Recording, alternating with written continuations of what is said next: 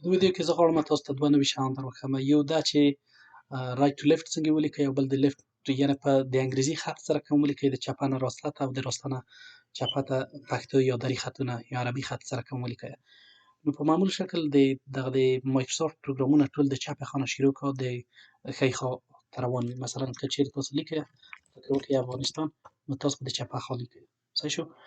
نو که چیرې تاسو غواړئ چې د تغییر کې د هوم مینو ته به راشئ د هوم په مینو کې تاسو دغه د دوه وکتورونه لیدلی شئ. ښه په دغه ځای کې تاسو تغییرولی شئ. که چیرې دغه د قوس د مثلثي قوس چې دی د دو خوله چپه خوا ته وه نو معنا یې دا ده چې چپه خوا لیکل کېږي. لکه اوس چې دی زه اوس څه د دو خوله تغییرومه دا به د راسته خوا راشي. صحیح شو؟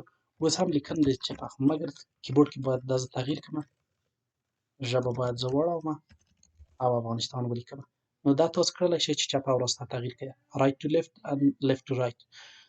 هوم مینو په هوم مینو کې به راشئ دلته چې په کلیک کې تاسو ته لیکلی شي چې لیفټ ټو رایټ ټکسټ ډایرکشن او رایټ ټو لیفټ ټکسټ ډایرکشن.